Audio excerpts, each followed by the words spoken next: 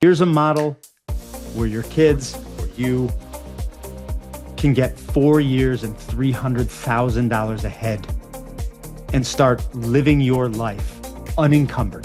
This is the one that I'm really excited, because what we want our audience to hear is to dig into the mind of Jeremy. Saw still this same useless college, and everybody's still saying, yeah, not only is this still stupid expensive, but this doesn't make sense. And that's when I said, okay, now is the time. Now there is product market fit. Shorter, it's more affordable, it's career focused, it's experiential. And I was just screaming to the heavens, yes, this is it. This is it. And then one day I was like, well, wait, why don't I do something about it? I have the idea. Why am I just talking about how this is exactly what I thought of? Let's actually make it.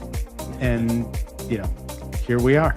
You're listening to the Disrupt Education Podcast. Here are your hosts, Peter Hostrasser and Alli Dahl.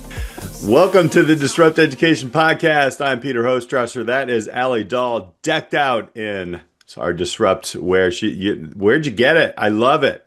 By the time this comes out, maybe there will be merch. I don't know, but I'm like, I care about like quality and everything. And there are so many merch companies out right now. So if I haven't found one and you want to tell me why yours is the best, I'm open. Okay. Ooh. But I mean, I'm just saying. So I used Vistaprint when I was a teacher to get stamps primarily. This is going way back, like 15 years ago. Because I didn't like writing the same feedback. This was before I could grade everything online and submit everything online. And so in chemistry, there are some key things that students would often miss, and I didn't like writing them. And so I got these stamps, and they were ink stamps, and I had a drawer full of them that I could just pull out, and some would it'd be like units, okay? When you're doing chemistry, if you have a number without units, it doesn't make sense. And I used Vistaprint. And then I was like, I was reminded of Vistaprint unironically during this time. And so this stuff is from them. But I'm just trying it out for quality and everything. We'll know if you fall asleep in the middle of this, we'll know it's super soft. That's where we're going to go. It's war. It's soft. It is January, so at the time of this, we're coming in. We had to do a third, and as a matter of fact, Alli and I will wrap this up next week as well. But we jumped into how higher ed is broken, what it should be in the AI age, and today we're going to be disrupting education the Pega6 way. We're going to build a Pegasus. We have Jeremy Smith with us, CEO and co-founder of Pega6. I'm saying Pegasus again. Here we go. Yeah, even I do that sometimes. Let's build it. So how you doing? I'm doing all right. About you guys? Oh, man. This is what I love about these conversations because, again, just kind of quick recap, everybody can complain, and that's cool. You can complain and complain, but if you continue to complain and then you don't start putting things together, like, you're just yelling at the Legos sitting over there and you're not building anything with it. That's the way I see it. Then, you just kind of, all right, I hear you, on your way. Yeah. This is the one that I'm really excited because I think what we want our audience to hear is to dig into the mind of Jeremy, which is probably a little bit of a scary place. Yeah, that is. You definitely should put some sort of trigger warning on this episode because that's I'm going to check this box that says not for kids. Yeah. All right, we'll just start there. Alli, he's been thinking about this. Yeah. Yeah. So this is where I want to start this episode. And I was thinking about this for the first two, and actually really since you shared with us that this idea has been in your back pocket for 15 years.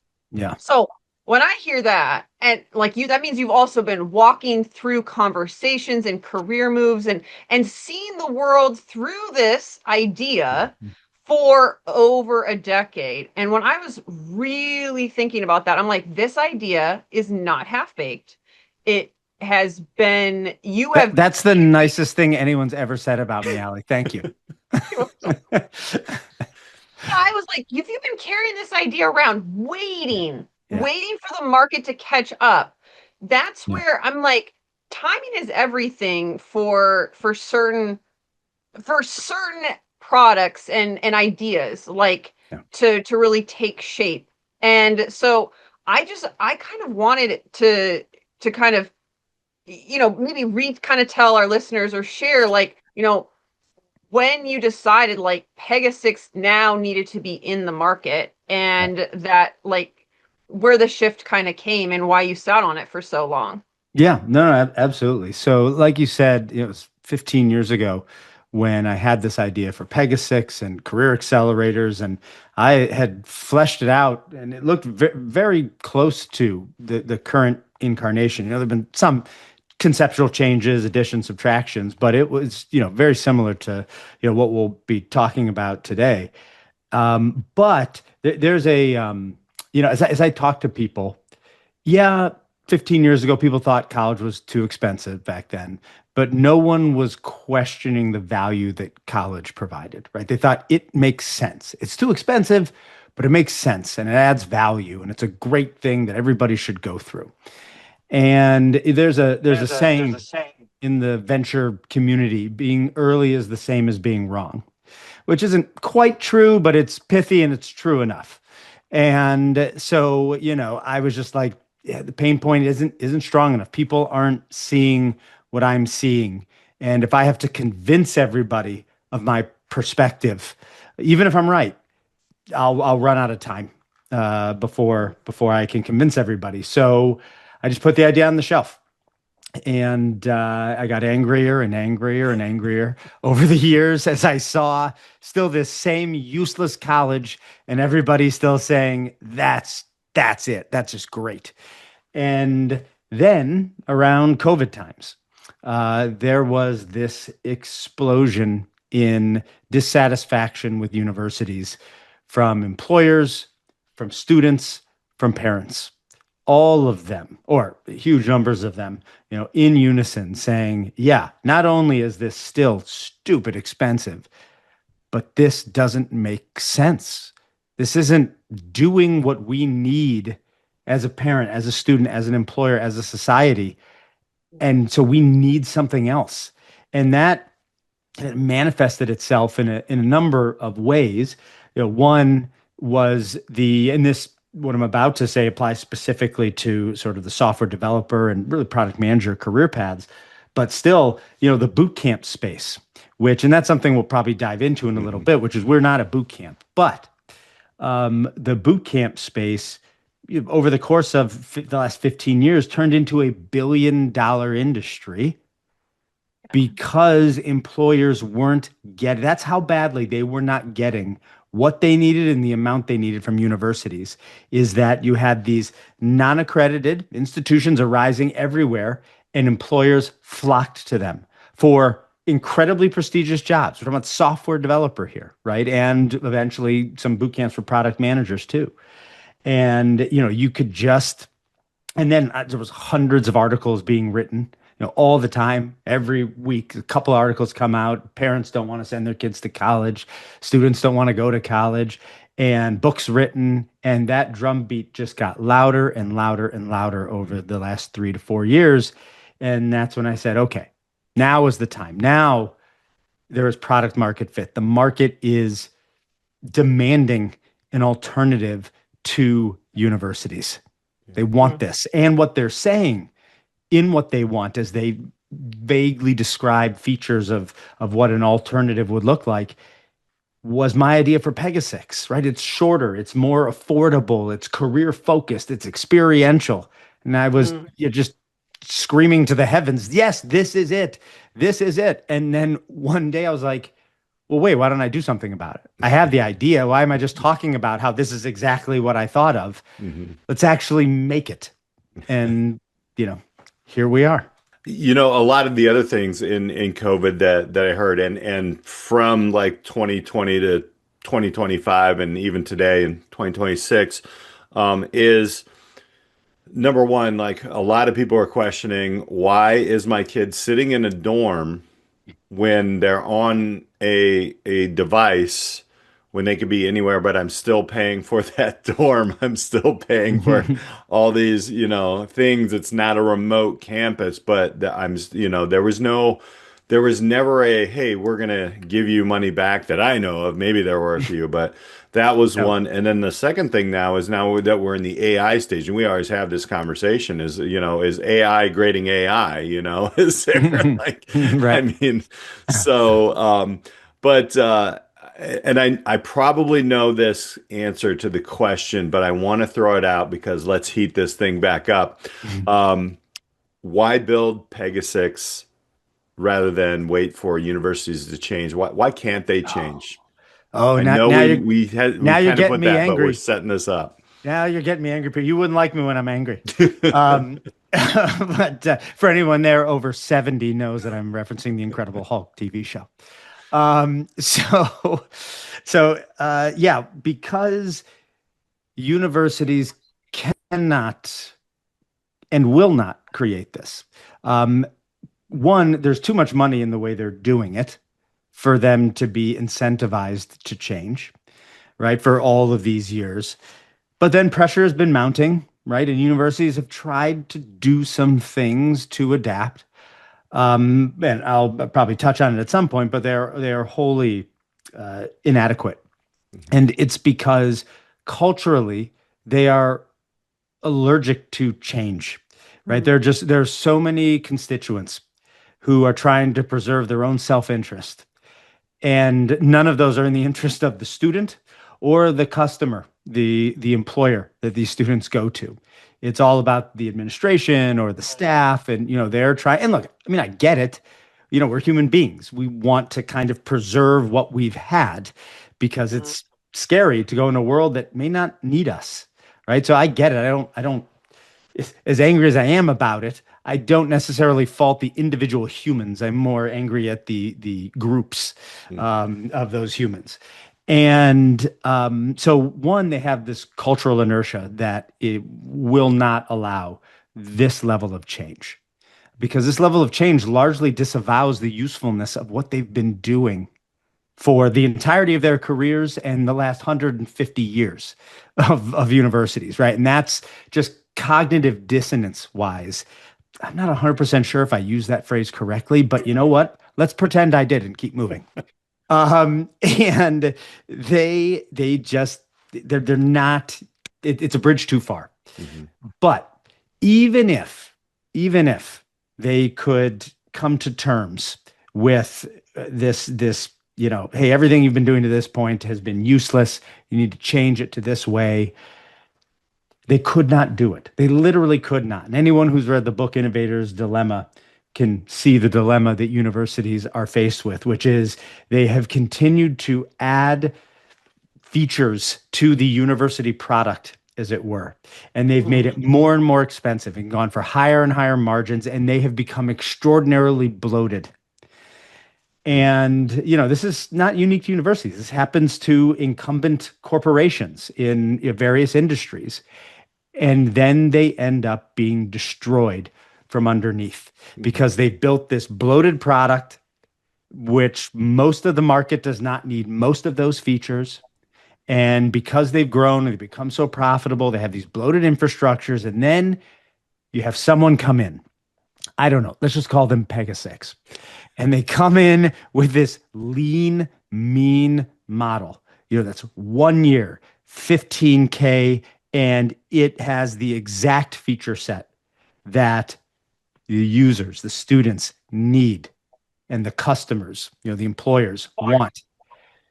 And universities could literally not react even if they wanted to, because if a university said, okay, we need to offer a 1 year 15K program where we don't make money off of housing the students or feeding the students or any of that, they literally could not. They would collapse under their own infrastructure, their own bloat, if they tried to react to this. And so they can't. And what you see is they're, doing their best, which I said is wholly inadequate, but they do things like, oh, you know what? Now we'll have, we'll do some experiential stuff and we'll add a year on. So now it's 5 years, right? Because we can't get rid of the cash cow. So, we'll add this experiential thing on. Or they say, hey, you know what? We'll have co-ops. And look, I like co-ops. Well, I should say I like the co-op model better than just the pure university model. But here's the thing with, wait, co-op, am I using that right? That's where every other semester you have, for some reason, that doesn't sound right to me, but I don't know. There's a word for that sometimes when you say a word so much that it loses the meaning. Anyone who see Ted Lasso, they say the Right. the word. It's really interesting. But in any event, those programs where it's every semester on and off, university, work on the job site, university, work on the job site. But what I like in that, and again, those are 6-year programs typically. And what I liken that to is I say, okay, you know what? We can cure your cancer. And we're going to give you chemotherapy. And we're going to do an anti-cancer dance. For once a day, every day for 3 years, we're going to do an anti-cancer dance along with your chemotherapy. Mm-hmm. And you know what? It works. Works pretty well. I say, well, okay, what if we remove the cancer dance and just kept the chemotherapy? How would that work better? The same? And just why do we need this performative part that actually doesn't provide any value? Let's just focus on the part that does. And so when you have these co-op programs, it's like, get the university part out of there. Just have these kids working on the job. That's where they're learning all of the really valuable stuff. And any of the stuff that they happen to be learning in university and the in-between semesters, they're going to learn on the job anyway. They're going to. They'll learn at the right time because they'll have to in order to do their job. And so that's universities. And that's why I said we've got to do this, because universities don't want to and they're not capable of it. It's pop quiz time. What is your favorite part of the university system? Is it A, 4 years spent learning nothing of pragmatic value? B, the crippling amounts of debt?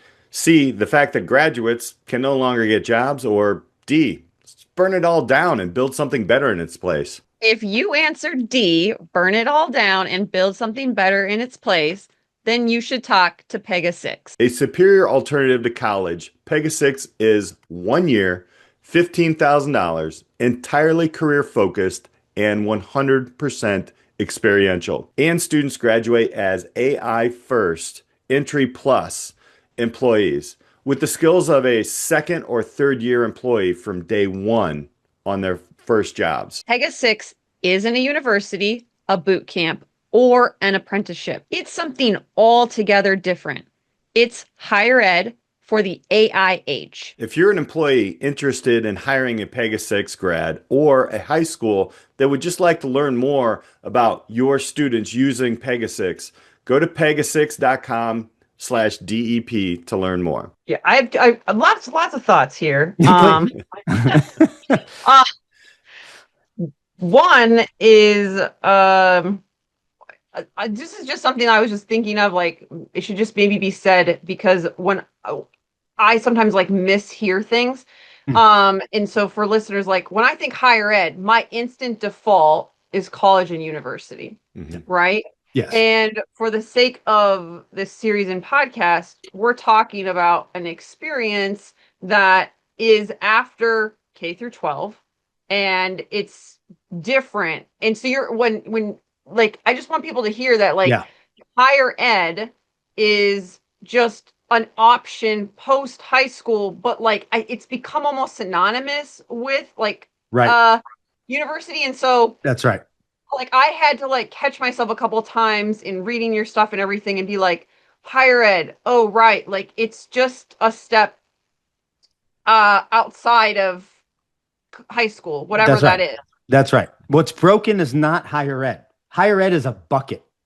It's what you fill that with. And what's broken is the university system, the garbage water that's currently sloshing around in it. Right. But by higher ed, you need higher ed. You need a bridge from high school to the workplace. And that's what higher ed should be doing. Mm-hmm. But the only thing that's in that higher ed bucket right now, well, that's just dominates it, to over all others, universities. That's what's broken. That's what you need to dump the water out and fill the bucket with something new and refreshing and filled with electrolytes. And that's Pega6. And I just want to say, like, you do say, I think it was on a different podcast, but you said the one really good thing that university does well is research. And so, like, if you're in the research space and everything, like, and the academic, like, for academic knowledge, like that, it does that well. It does. It does. The PhD route. Yes. And so when I say I want to kill universities, what I mean is, I want to slay them. That's right. What I mean by that is the current instantiation of them, right? As the place that everybody goes as your transition into the workforce. Because it does not serve that purpose. But exactly like you said, that I said, Alli, which is that they are fantastic places for research. And so when universities are slayed, right, the sort of job readiness portion or the pre-workforce portion, that will be taken away from them by Pega6 and again, hopefully other career people who mimic our career accelerator model. But will remain, I believe, and hope, is that they continue to be research institutions because they are not only excellent at that, but also that is a really important function that they perform for our society. Got it. So then it makes me think, okay, what's the thinking behind the 1 year, 15K AI first model? Like, why is it in person? Why is it immersive? Like, how do you balance that all? Like, in a year. There's the big questions, like, the model. Like, why? Let's go. Like, why is the model? Right. And not something else? Right. Yes, it's a great question. And one that I will answer in excruciating detail. So just to kind of repeat the exact correct model that you laid out, right, which is Pega6, we are launching what we call career accelerators, right, where each accelerator is focused on a single career path. It's 100% experiential, but without any burden on the employer. And I'll dig into that a little bit later. And it's 1 year, 15K, and the students graduate as, again, what we call a Pegasus, which is an AI first entry plus employee who has the technical skills and the soft skills of a second or third year employee from day one of their first job. So what does all that mean? Why is the model the way it is, as you asked, Alli? So I'll start with a year, because that's a super critical component to this. And in talking about the duration, the year-long duration, I'll also loop back to something that I said I was going to, which is boot camps and how we're not boot camps. Yep. And boot camps, they perform a purpose, and it's good that they exist, but they have largely failed to deliver on their promise of delivering a job-ready workforce. And the reason that they largely failed in delivering on that promise, and all of the differences between our career accelerator model and the model of boot camps, all can be traced back to a single point of origin, which is the student bodies, the difference between our student bodies. We, as we've talked about, target exclusively graduating high school seniors because we want to be a college alternative. Mm-hmm. Boot camps target career switchers. And it is that distinction that changes everything in how these models function, as well as the degree of these successful outcomes. So I'll sort of highlight why that's so important as I talk about the duration of 1 year. So what we have found to be universally true is that the time to go from 0 to 1 in your job is 1 year. It's just 1 year. If any of the listeners think about when you went to your first job, we almost all went as zeros, because college has failed us. And it was around the end of our first 12 months at our first job where we went, okay, I think I got this now, right? Not like at a VP level or director level, but an entry level. It was like, okay, I feel like I know what I'm doing. I'm adding value now. I can help others. I get it. Again, at an entry level. And if you ask any employer, they say the same thing. 9 to 12 months before a college grad is useful to us, right? And you don't see people after 2 months on their first job going, got it, nailed it. I know exactly what I'm doing. Like, no questions, I'm good. And on the same, other side of the coin, you don't see someone after 5.5 years go, now I get it. Now I see what I'm doing here. Okay, now I understand my job, right? It's just a year. And that's why we picked that duration. It was incredibly intentional because anything less and the kids cannot graduate with mastery, and anything more and you're wasting their time and money. And that's why boot camps have largely failed, because their programs are 6 weeks, 3 months, maybe they're a year, but they're part-time, whereas we're 50 hours a week every week for a year. So it's not enough time for them to graduate mastery, right? For them to create mastery within their students. And you say, okay, well, why don't they change it then? And they can't change it because of who their student body is, right? Because you've got career switchers. These are people with mortgages and house payments and kids. They can't not earn an income.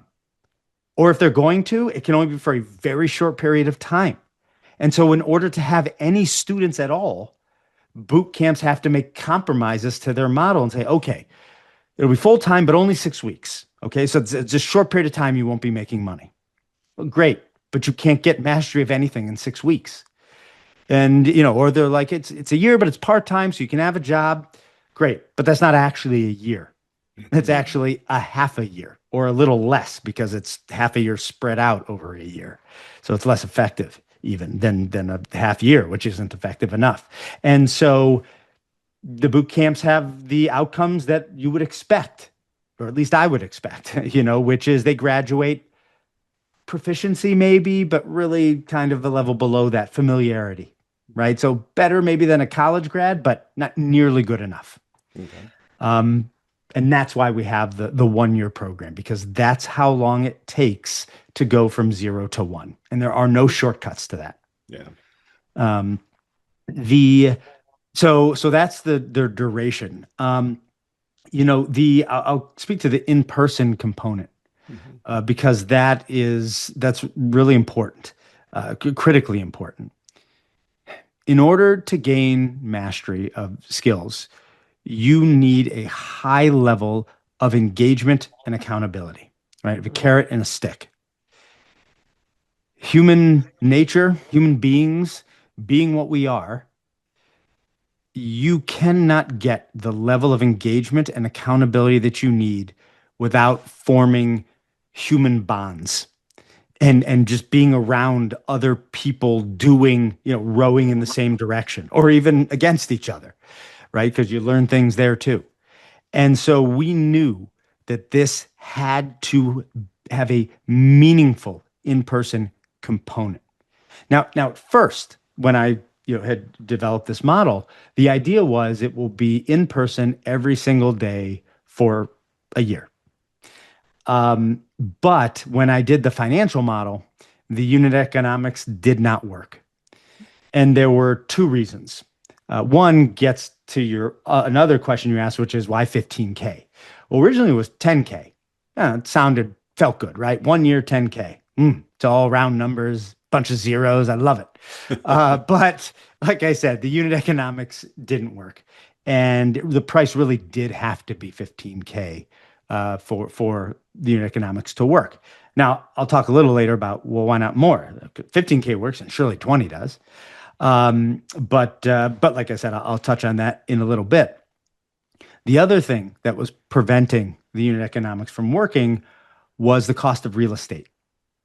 And we're going to be in Boulder, Colorado, leasing office space, right? This isn't in the middle of LA or New York City, and we're not buying a building. But still, the unit economics didn't work with just Colorado lease rates. And so that's when I came up with the idea of what I call zippering in the cohorts, where I said, well, what if instead of having them come in every day, we had half the cohort come in every other day, and then the other half of the cohort come in on those in-between days, right? And then the days they weren't in the office working, they were working remotely with their team, continuing to work with their teams, but just remotely, like you do on the job.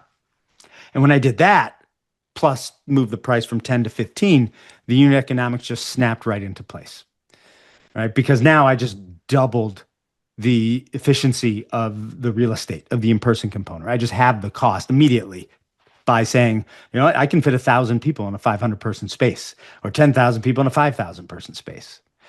So ultimately, business people, they think about this stuff differently. I just got to say that they like business people doing education. Your perspective is just the vocabulary you use to think about something like that. right. Here are the economics of it. Here are the numbers. Right. It didn't work. But the funny thing is, I after I kind of came up with the idea of zippering the cohorts to make the dollars and cents work, I kind of begrudgingly admitted to myself that, what, this hybrid model is probably the better model anyway. And I say that because the in-person component gives you that engagement and accountability that you need to get mastery, as I was talking about before. But most of these kids are either going to be working at remote jobs or hybrid jobs.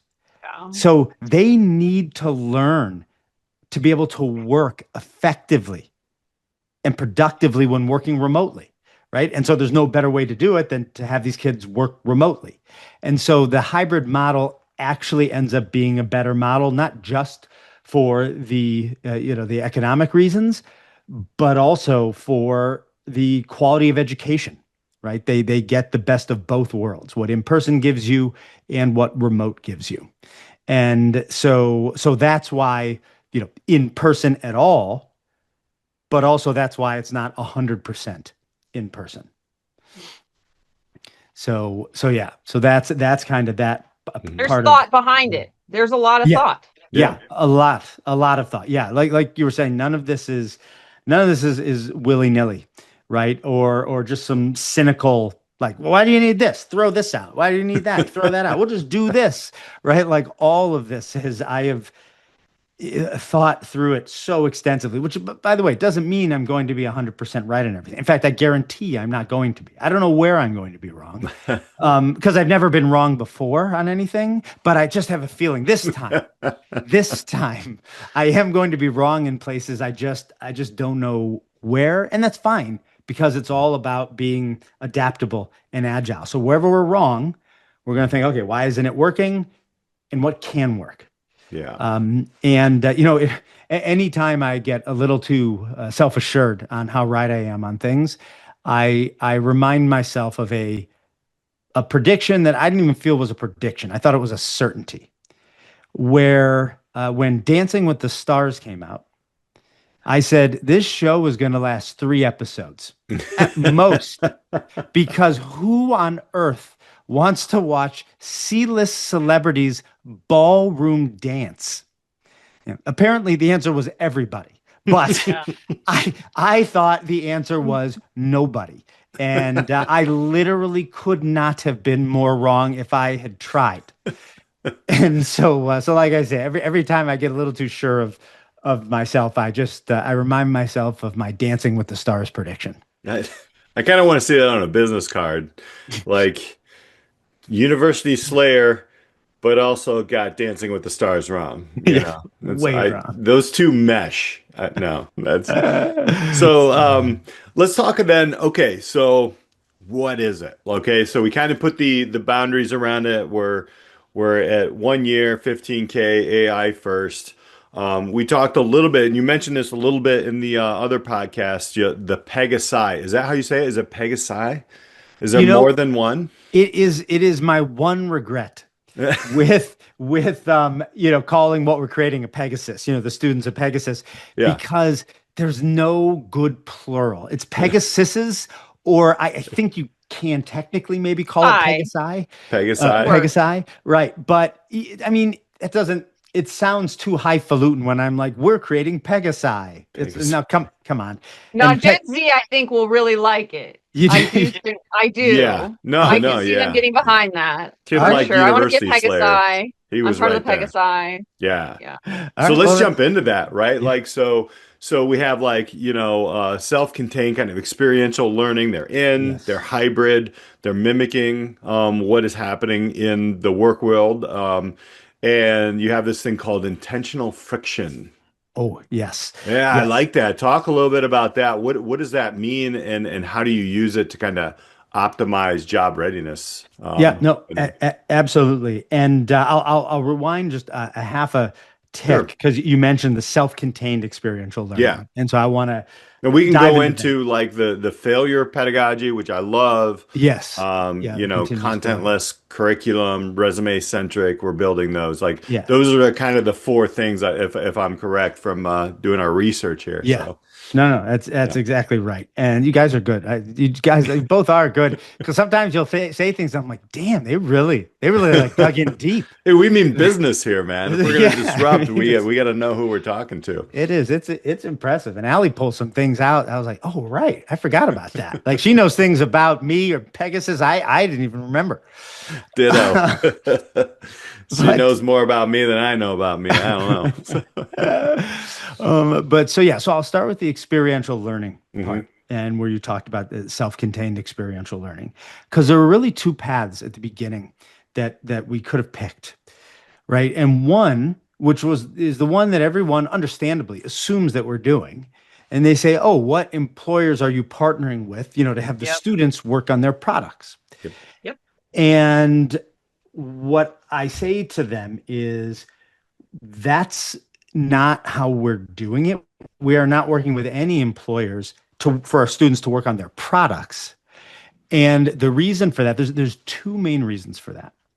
One, it doesn't scale, or it's incredibly difficult to scale, because what that would mean is every cohort would be working with a different set of employers, or different products for the same employers, or different stages of the same products, but it would be a different experience every time for every cohort. Mhm. And so we would not know what problems they're going to run into when, or what the solutions are. And so what that would mean is our staff would have to be incredibly involved and rolling up our sleeves to work with these students to get stuff figured out when they hit these sticky points. And our student to teacher ratio, and I'll explain the air quotes in a second, but our student to teacher ratio would be too low. It would be too low, and it would provide a high quality education, but it would not provide a scalable model. And that's something that is critically important for our entire business model, is like what I call qualability. Yeah, scalability, and quality. We need a model that scales, but there can be no degradation in the quality of the education that they are receiving. Mm-hmm. Right? Because either one, and we don't have a solution here, right? Because if we have the best education that mankind has ever known, and we can do it for 19 people, who cares, right? Or if we can serve 10 million people, but it doesn't, adequately upskill them and get them ready for the workforce, then also who cares? Mm-hmm. And so we had to develop this model that was scalable, and in every way that it's scaled, we had to make sure that it either maintained the things that helped it scale, either maintained the quality of education or actually increased the quality of education. And one of those things is the curriculum, where Again, we didn't do it with employers. We didn't work on their products because that's not scalable.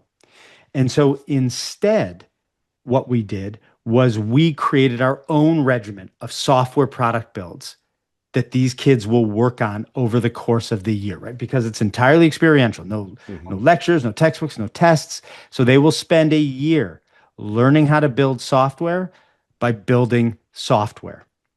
And I think I mentioned it on the first podcast, but I'll repeat it again, just because it's been a bit, which is our first two accelerators are accelerator for software developers and accelerator for product managers. And then over the course of time, we'll launch cohorts in related career paths, right? In the tech space, product design, data science, cybersecurity, product marketing.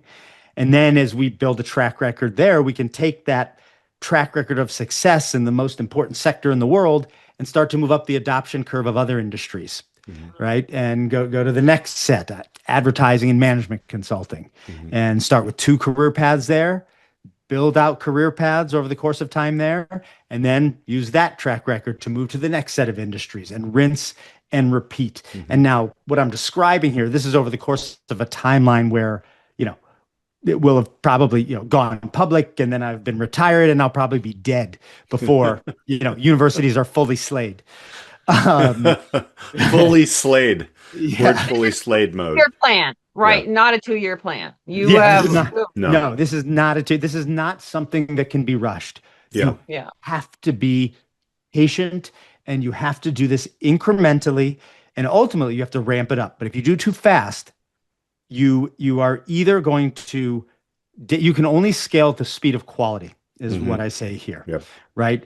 Because if you don't scale fast enough, then again, you're not solving it for enough people in a reasonable period of time. But if you scale too fast, you're going to screw up what you're doing for the students, and they will come out not as a Pegasus. And that's when employers stop hiring from you, and that's when students stop coming to you, and it's game over. Yeah. I mean, this is a business lesson, just giving business lessons for free. We're going to come back to this, like how they're built, but I'm just saying you just dropped a whole, I just see the business model canvas, Alli. I'm just like, here it is. Okay, value. Here's your customers. Here's your, So now looping back to the curriculum. Yeah. And, the self-contained experiential learning. So instead of having students work on employer products, we said, okay, we'll create our own regiment of products that they will build. And the beautiful thing about that is we can then use that same set of product builds with every single cohort, right? Always making changes to keep it, in sync with industry and modern and everything like that. But still the same basic set of things they're building. And then that way we will develop the pattern recognition to know exactly what problems the students are going to run into when, what the solutions are, and scalable ways to address that without, again, degrading the quality of the education. And, that self-contained curriculum has another huge value in addition to its scalability. And that is what colleges do, as we've talked about, is they deliver zeros to employers, and it is entirely on the employer, their time, their money, their resources to bring these zeros to ones. And so if we were to then have our students, forget the scalability issue, if we were to have our students working on employer products, the employers, no matter how much we would help, the employers still need to be involved, and there still needs to be some degree of oversight. And one of the primary, value propositions that we bring to employers is that we deliver you a 1 on a silver platter. We take these kids from 0 to 1 we don't need any effort on your part. And then we will just hand you a 1. And, it's not, and so that's another reason why we have developed our own self-contained product builds versus working with employers. Now, what I will say is there is still room in the ecosystem, and it is still important to have things like internships, like obviously, Peter, very close to your heart, Yep. and apprenticeships, right? That sort of thing. We shouldn't like always try to keep a Chinese wall between employers and students and never the twain shall meet, right? There needs to be that that relationship building, right, between those two sides of the equation.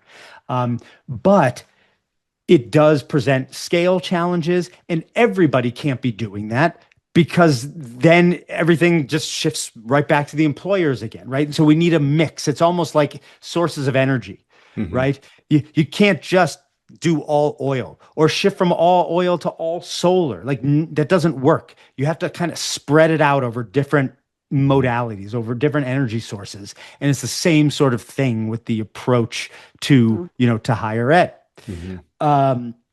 So with that being said, we have that self-contained curriculum, and the way that we develop the curriculum gets to another thing that you had asked about, Peter, which is the resume-centric curriculum, right? Because we're like, okay, we know we're going to do self-contained. We're going to have our own product regimen, but what product should we have them build?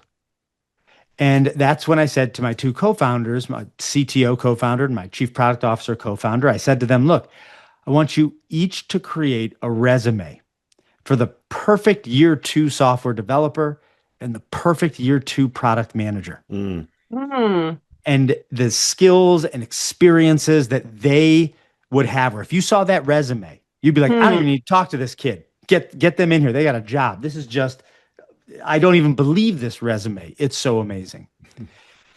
Build that. And then we will work backwards from there to figure out what regiment of product builds over the course of the 12 months results in this Pegasus. And so, that just like I talked about, with what the different links in the education supply chain should be doing, you start at the end and work backwards. Same thing here, right? Same thing here. We need to figure out what it is we want to deliver to the employer and then work backwards on what path gets us there. And I remember an analogy that Alli used back in the U-Science, one of the U-Science episodes, I think might have been the second one, where she talked about a treasure map. Yeah. Right?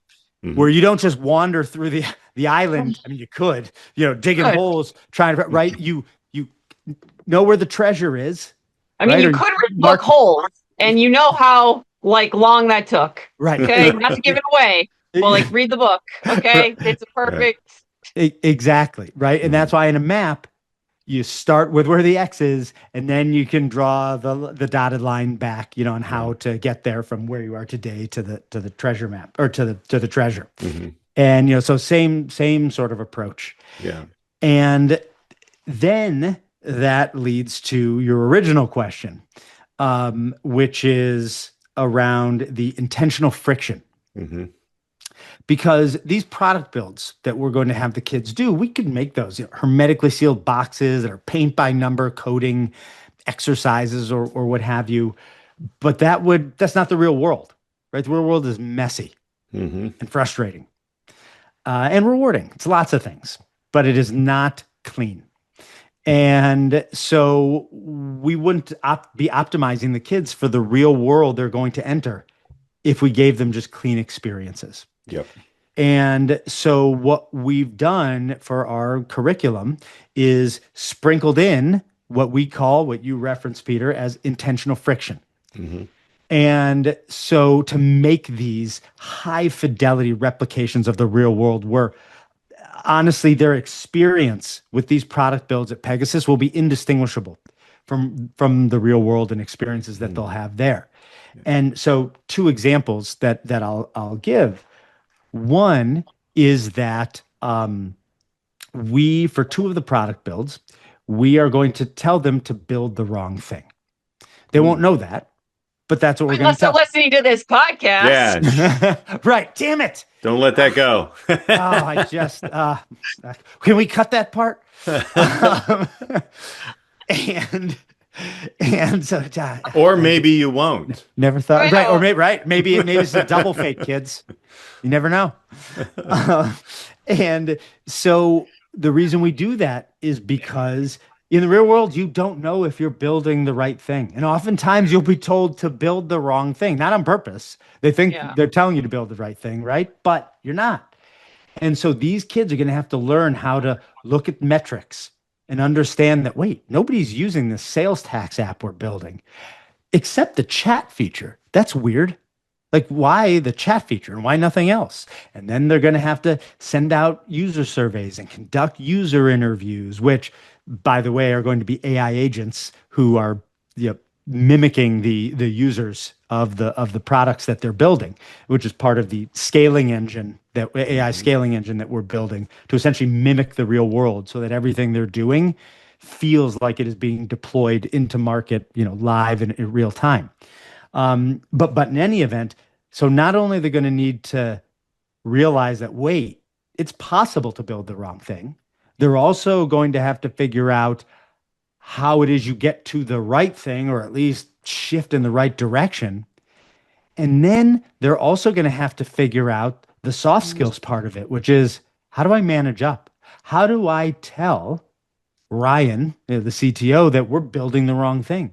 Because if you just go to him and go, hey, stupid, we're not building the right thing, we're going to build this thing instead, you're going to get fired if you ever do that, right? And so they're going to need to learn how to, again, manage up and communicate, you know, with your boss, and how to use data and storytelling to be persuasive, because you've got to convince this person that we're building the wrong thing and this is the right thing. And by the way, it's probably something that person's pretty emotionally invested in. Sure.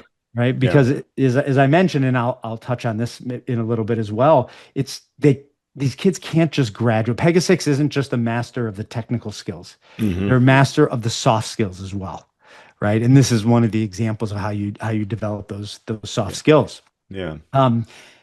One other example of the intentional friction is, so the way the product builds will work is they'll start out short and simple, and they'll increase in duration and sophistication over the arc of the year. And so when it comes to doing those, you know, doing the product builds, the first couple, yeah, they'll probably be greenfield coding, meaning they'll just code from scratch. They'll build this app from nothing.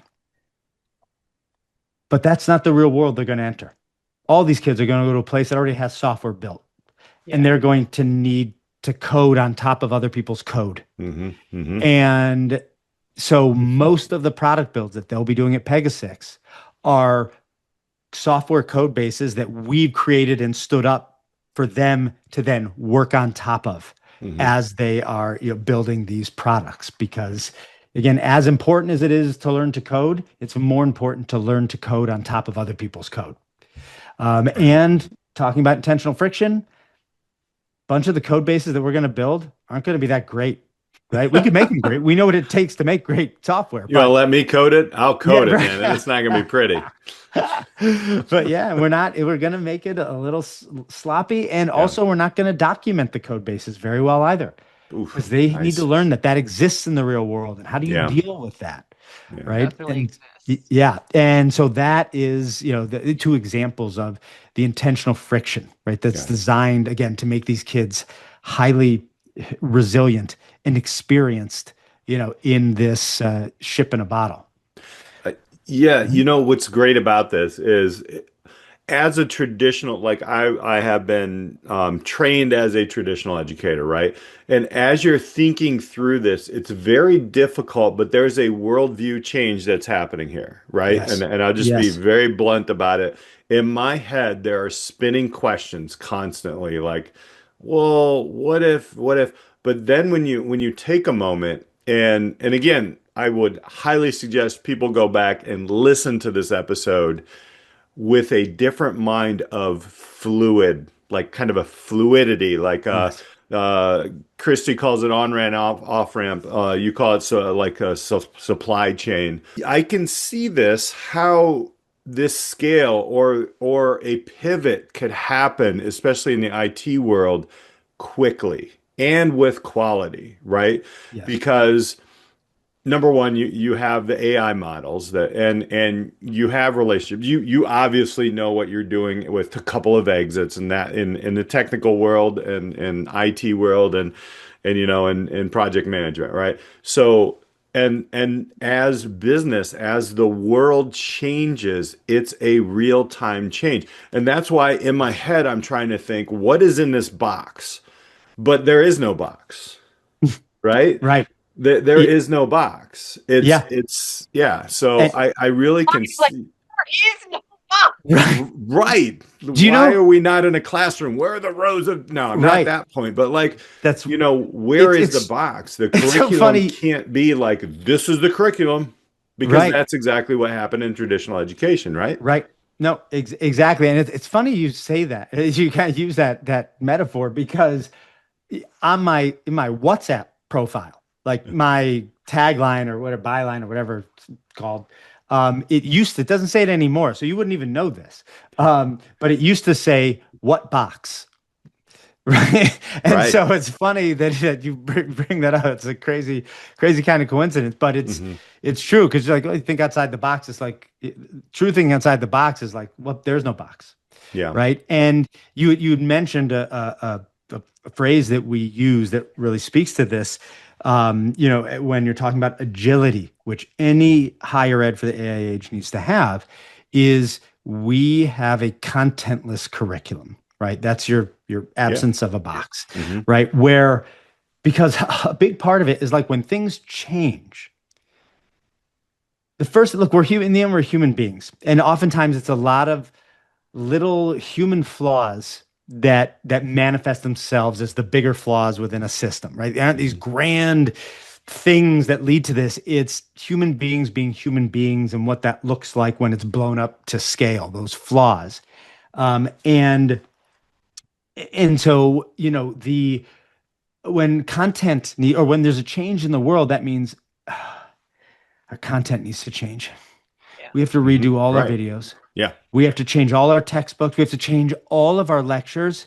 Our tests have to change. And two things happen. One, that is a heavy lift. It takes a long time. And especially if you're accredited, which we will never be, ever, strategically. Hmm. And I can talk about that later. But this is a 6-hour episode, correct? Do I remember? That's it. And so, it takes forever. And so, one, that just means that when you need to steer that ship, change the direction, it's going to take a long time because you need to make a lot of changes in a lot of places and then get approval for all those changes. It takes a long time. But that difficulty actually adds to the time because we're human beings and we go, oh my God, that's going to take forever. That's going to be such a pain. I don't want to do it. And so then you deny, right? You're like, no, and not even to other people. You deny to yourself. You're like, this doesn't need to change. It's perfectly fine. You still need the fundamentals. Everybody still needs to learn to code in binary because, just it all builds on each other. And, and you make excuses.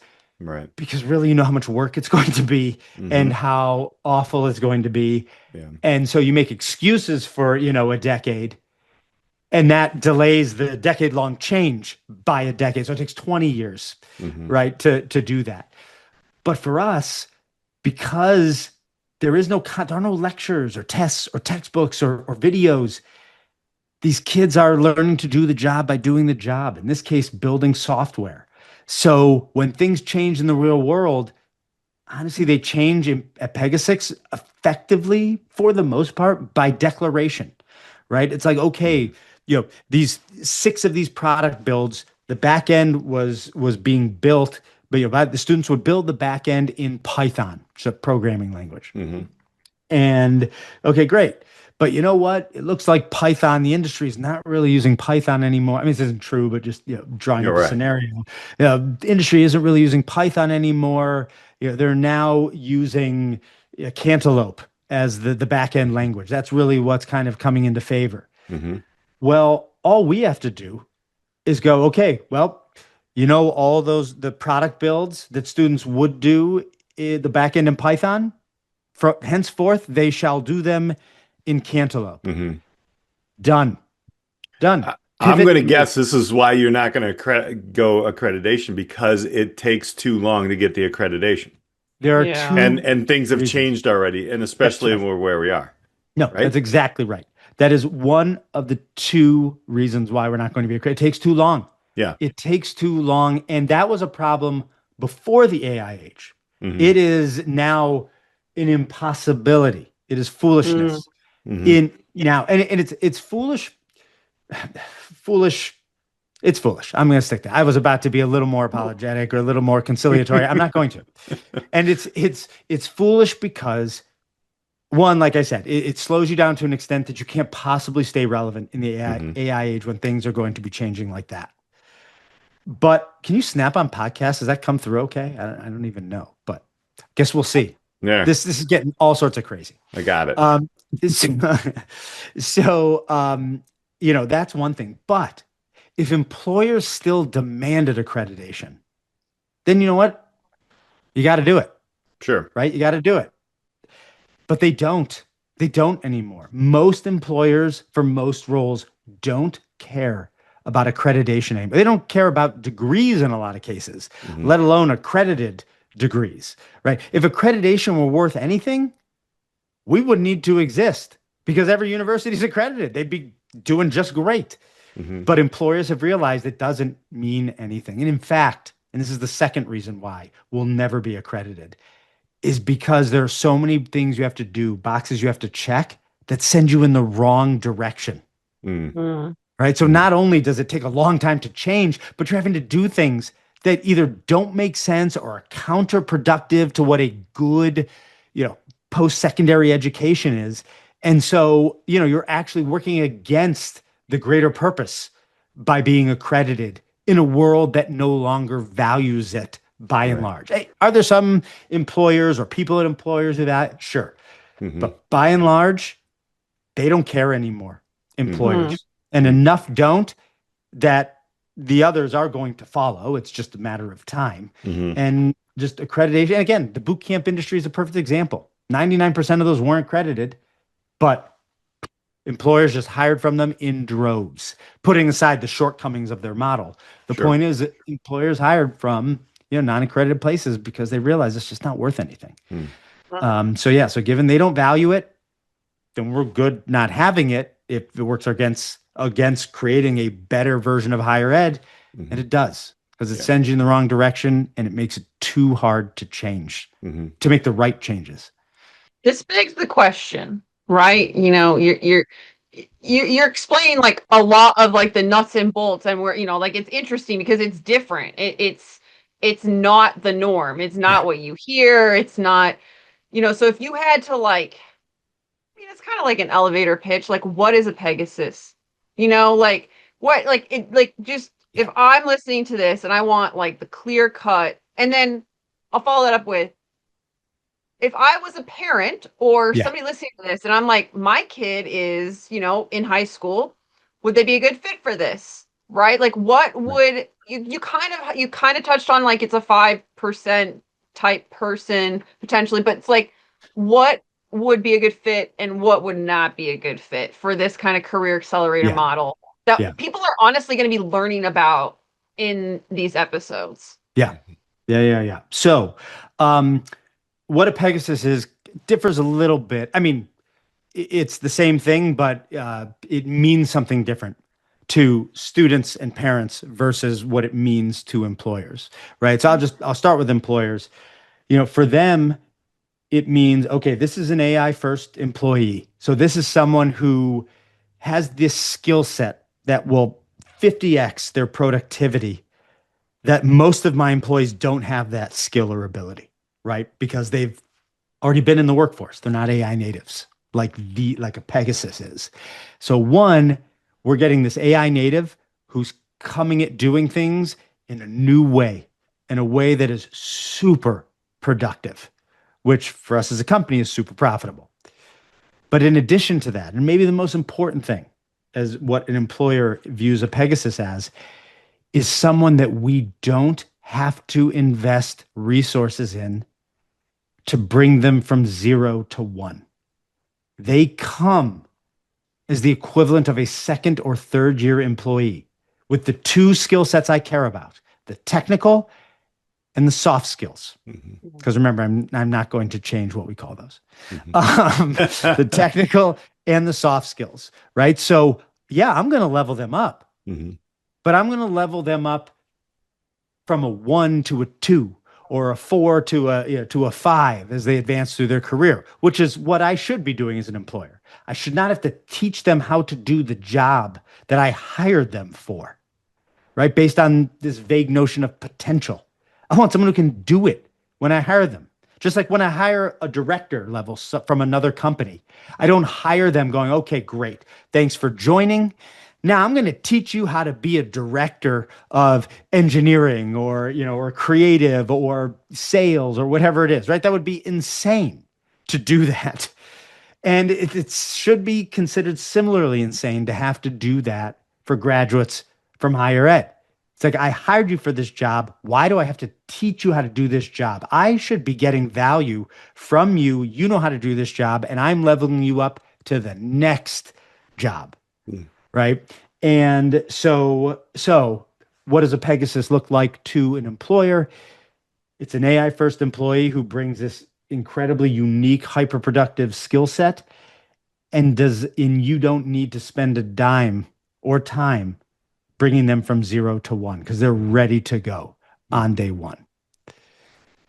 Then, from a student's perspective and a parent's, because there's mostly overlap, although some differences in their perspectives, but at the core, this is a way for me to start my career my child to start my career 3 years early, $300,000 ahead of where I would have been had I gone to college. And I come out fully skilled, ready to go. And so while I actually start my career 3 years early, I'm 4 years ahead of where I would have been had I gone to college, right? Because you're spending 3 years longer in college. And then when you start, you're a 0. And it takes you a year at your employer to get to the 1 that a Pegasus starts at on day 1. So they are they're starting their career 3 years early, but they are 4 years ahead of a university graduate and $300,000 ahead of a university graduate. That is what it means to be a Pegasus to the student and to the parent, right? This is, my kid is going to be just crushing it.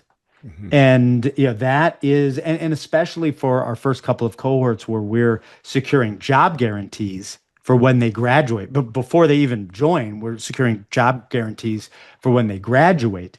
For the first couple of cohorts, even more so. It's like, not only is this a better model where it's 3 years early, 300K ahead, but guaranteed a job at the end. If I graduate or my kid graduates, that's a Pegasus. And that is, in a world where 50% of parents don't want to send their kids to college and 50% of kids don't want to go to college, it's irresistible. Yeah. But then, Alli, then the second part of your question is like, great, but who is this right for? Because Jeremy, you had mentioned like 5%, 7% of kids. Well, the concept of career accelerators, everything I'm describing, is right for 100% of kids who otherwise might go to college. But it's just in these early days when there are limited career paths that it is only right for about 5% of kids, right? Once, again, over the years and the decades, as there are career accelerators for every career path, then it's right for everybody because it is a better path to your career than university. So it's not. That's which. That's right. That's right. And so it's not so much, well, there's certain kinds of kids that aren't right for accelerators. It's like, no, except because every student has a career path, at least one that is right for them. There will be a career accelerator for that career path. And career accelerators will be the best way to do it. So ultimately, career accelerators are right for everybody. But for right now, it's only right for those people who know they want to do the career paths of the available career accelerators, which again, our first two are product management and software development. But, got it. But what we're finding, interestingly, as we've been kind of talking to students and parents, is the there are two sets that are most interested. We've been kind of finding interest from everywhere, but there are two sets that are most interested. It's kind of a barbell where it's the kids who are really talented, but college just isn't right for them. Yep. Right? It's just high school wasn't, sitting in classrooms wasn't. It just wasn't a fit for them, and it's not going to be a fit for them. College isn't going to be a fit for them, but they're talented. In particular in the career paths we're offering, they are incredibly interested. Because like, I never wanted to go to college, so this is perfect. This is a godsend. But then on the other hand, the other group that is most interested are the kids who college is perfect for. They are the kids who thrive at Harvard and Yale and Stanford. These are the brilliant, super talented kids who, again, who kill it in a school setting. But they're ambitious. They want to get at it. And so they don't want to waste their time and money going to college, sitting in classrooms. They're like, I want to start making an impact. I want to go, right? They're the ones who are all as interested. The people who college is like was created for are as interested as the ones who college is not a fit for. And so it's been very interesting to kind of to see that. Yeah. I'm very glad you said that, because there are students that, develop bad habits. They're doing all these different times and things like that. And again, my education in the box brain is like, I don't see this working, and if you're looking online, I'm looking at He's making a box with his hands. But I totally understand like the design thinking, the agile way. You don't look, eventually we want to get it here. I just want to get it there now, right? Right. Like, so, and I think in education we're taught we've got to get everybody to that 12th year, right, or that 11th year, right? So it's so funny, the anger and the fire and the oil and water that's going on in my head right now. Like it's and I know this is what our listeners are feeling. Yeah, but if you think about it, you can really understand it. Like it's so out there. It's so common sense. Right. And that's the thing. Yeah, it is. I can't remember where I think I said it in certain messaging before, where I said, what is so radical. One of the things that is so radical about what we're doing is it's just so basic. It's just so common sense, right? Like what we're doing to, learn by doing, to learn to do the job by doing the job. We're not, I mean, yes, we're getting creative in terms of maybe how to implement it in kind of this, in the higher ed space, but there's no we're not inventing how to take people from 0 to 1. Yeah. It's happened every day for millions of entry-level employees for decades. Yeah. Right. It's just the wrong party who's been having to do it. It's been employers who've had to do it. And so we're trying to sort of carve that out, sort of do ex vitro, right? And outside of the employer, use that learn by doing and continuous failure methodology, which was the last thing I don't think I addressed of yours, Peter, that you had said earlier. So I'll touch on it here in a second, but taking it out of the purview of the employer, because they shouldn't have to do it. But we're just doing the same things. Like this isn't, but does it work? We need to do some studies on, not crapping on studies. Those are important things to do, but there's some things you don't need to. Yeah, right. Because it's established, right? Like we know it works. Learn by doing, learning the job by doing the job, not sitting in lectures or textbooks, because it's how almost every single one of us made that journey from 0 to 1. It was just at our employer, but none of us sat in lectures or read textbooks.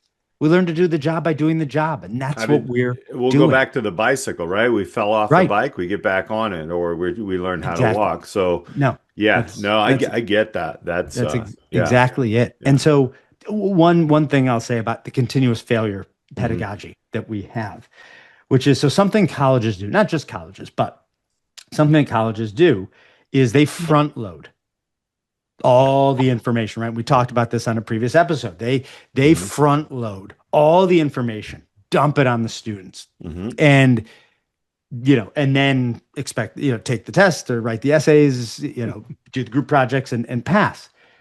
That is literally the worst way. Put aside the not learning by doing, right? You're learning through lectures and things, to front load it all before they have any context for any of it. Yeah. Is just the worst way. And it's in such volumes that even if they had context, they're not going to remember most of it. Right? Now, the reason colleges do it is because they have a flawed assessment system, which is grades and test scores and things like that. Right? Because in college, and this gets to the continuous failure pedagogy, failure is only a bad thing. Right? When you do tests and grades, the only thing that happens when you get something wrong is you lose points, right? There's no, well, you learned something and that's great, and it'll get better next time. It's like, nope, you have an 86. You have an 86 because you missed these 4 things, right? And so when you have that sort of penalizing assessment system, you need to try to get it so that the students don't make any mistakes, right? Because mistakes only cost you. And in a world where mistakes only cost you, the only way that you stand any chance of not making a mistake is to give them all the information on anything they might run into in the test or essay or anything ahead of time. It's the only chance you have to not make mistakes, right? So they have to front load them with everything because the way they assess them only penalizes them for getting something wrong. Right. And we said, that's not how the real world is. Well, I think about the Einstein, if you remember, when, it's on the chalkboard where he's written the sequence and then there's one out of sequence and the kids all point at the one thing and he's like, you're missing the other things that are correct. Right? No, it's true. And we know this from our jobs. Yeah. Think about, again, year 1 at our jobs. We didn't get everything right. We got most stuff wrong, but it was fine. Our boss said, make a roadmap. Great. We made a roadmap. We brought it to them. They said, no. This is way too detailed. Too detailed. This is, you're at 1,000 feet. You're supposed to be at 30,000 feet. So get rid of most of this stuff, but make sure you keep those 2 things and add this thing. Now go back, do it again and bring it back. Right. And you do, it's like, good, but this needs to look better. Use this color and bolding here and blah, blah, blah. And you would just iterate. Right? You would fail, you'd get a little coach up, and then you would fail again, little coach up, just like riding a bike, and you get better each time until you are riding that bike like a pro. And that is our what we call continuous failure pedagogy, right? We do not. It's the entire model. Yeah. It's the entire model. That's what rounding this out, scaling and before we go into what's next, what is one thing, and I know it's going to be tough for you, but I'm challenging you. What is one thing you want people to walk away with understanding Pega6? If you could, but I know I'm forcing you, I'm grinding you down, man. Let's see. Big challenge for Jeremy. Putting you in a box. I'm putting you in a box. It's true.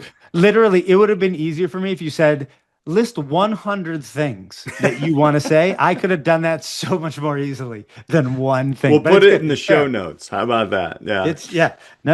It's fair. So I would say if one thing, and the other tough thing is there are 2 audiences, right? There are employers and there are students. But I'm going to let's go. You talk to employers, talk to students. I'll give you 2 things. Oh, wow. Oh, I just unintentionally negotiated. Yes. Yeah. All right. Look at that. Okay. So, for students and their parents, it actually goes back to Alli's question about what a Pegasus is, which is here's a model where your kids or you can get 4 years and $300,000 ahead and start living your life unencumbered. And for employers, you get an AI first employee who gives you a level of productivity you've never seen before, and you don't have to put any of your resources into getting them to that point. You just get to enjoy them and level them up from there. Perfect. Completely different way to disrupt education, I will say. Like, learning about this has, I mean, Peter and I leaned in because we're like, this is like nothing we've heard. I have not heard. This was a learning curve for me. Like the whole model, the language, like career accelerator, even higher ed, like just trying to break through some of like it is like institutionalized learning. It's hard. It's hard to go from your own 0 to 1 and learning about this. Actually, right. Yeah. No, that's a great way to put it. Yeah. Can I say one other crazy thing? Of course. Okay. Why stop now? Let's go. So I know I'm saying that because I just know we're going to have people, talking, and you see your post, man. And trust me, you guys, before you say this one thing, I got to say a couple. One, follow Jeremy on LinkedIn, right? You will get an idea deeper into his brain. The Wednesday classes are amazing. And I will bring that up on our Roundup podcast next time. Alli and I will talk a little bit about that. But also the conversation, discussion, maybe debate in your comment sections are amazing. Amazing. Yeah. And they all get you thinking. So they do. They do. So this is kind of an additional mind shift. Like Alli, you're talking about like getting from 0 to 1, trying to wrap your brain around this because it is different than anything else that's out there.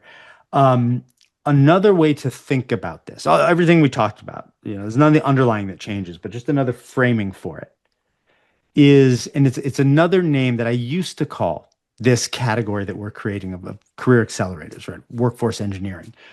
I also used to call them white collar trade schools, right? Because that's what they are, right? A trade school, which is, traditional trade schools are for blue collar jobs.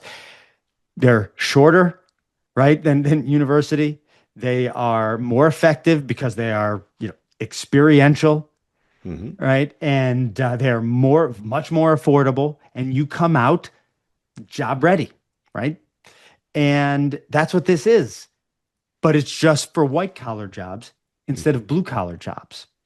And so the vision that I have for the future and what ultimately happens, well, we're never going to get into the traditional trade schools. Well, the blue collar ones will always be, because I think those have a lot of good providers and things like that. We don't need to solve that problem.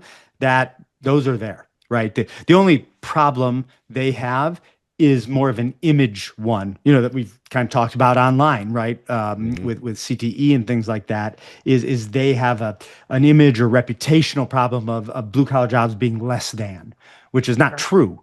But you don't need to necessarily solve for the educational institutions. It's more of a an image sort of thing.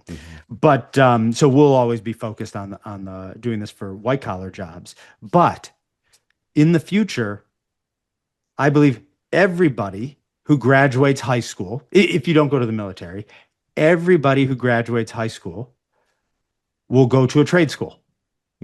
It's just, do you go to a blue collar trade school or do you go to a white collar trade school? And then once you pick that path, which of the verticals in, either the blue collar realm or the white collar realm do you go to? But everybody goes to a trade school because everybody goes to a trade. Yeah. Right? It's just bold. white collar, blue collar. Bold. I love it. It's bold. Bold. I like that you're just not afraid to just say it. Yeah. It's like just throw the bomb. Just let it go. So the website is pega6.com, which we found. There's no Pega 5 or Pega 7. Nope, just Pega and the numeral 6. We'll put that in our notes. But I do know that you do have a place there where people can jump on a wait list, right? There is, it does go and it does recap. If you need to read things, you don't like to hear things, you can go over the employers. You can go into the students. There's a blog on there. You are on a couple of other podcasts. I think you guys host your own. Dude, I love, I just want to give a shout out to your podcast that you're on because I've watched a couple episodes. Very Yeah, cool. yeah, it's called Beyond the Exchange. It's with myself and the founder of the startup that I was the COO for before I left to start Pega6, Brian King of Lotus Markets. And yeah, and we just kind of shoot the breeze for 45 minutes or so and take a random walk. Yeah. It's a great podcast, and I would highly suggest people, bounce over there and listen. You can get even deeper into Jeremy's head, which it's a scary, interesting, fun place. All the emotions, all the It's all feels of in them, there. So no, it is very entertaining, and I appreciate you guys having those conversations as well. Tell you what, next week, Alli and I are going to speak in layman's terms. We're going to try to figure this whole thing out. I'm going to get Alli back up to speed on like business education, and we're going to take her chemistry brain and we're just going to mash this up. We're going to unpack what we talked about here, Jeremy. But again, thank you so much. This has been an amazing 3 episodes with you. If you're just coming in now and you've stayed with us this entire time, I got to tell you, number one, your head is going to be spinning. You probably want to, read something or calm down. Sit down. Because Right. and I love that.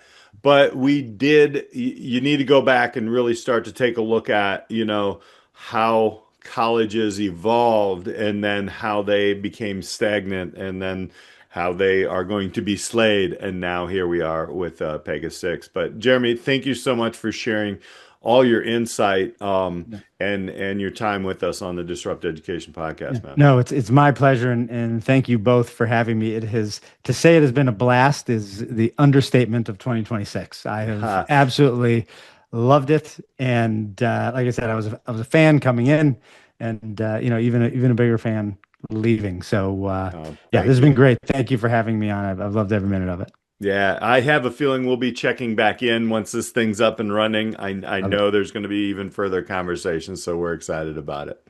We just got to get your cell number for the text chains coming up. Oh boy, yeah.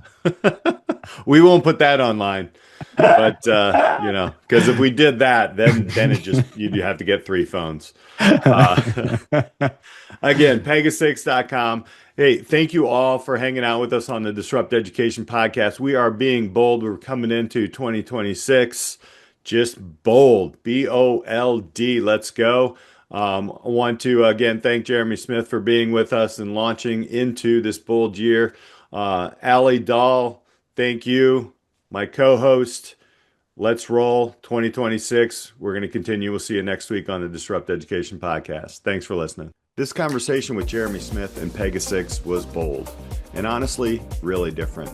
This isn't about incremental change. It's true disruption of how we think about education and workforce preparation.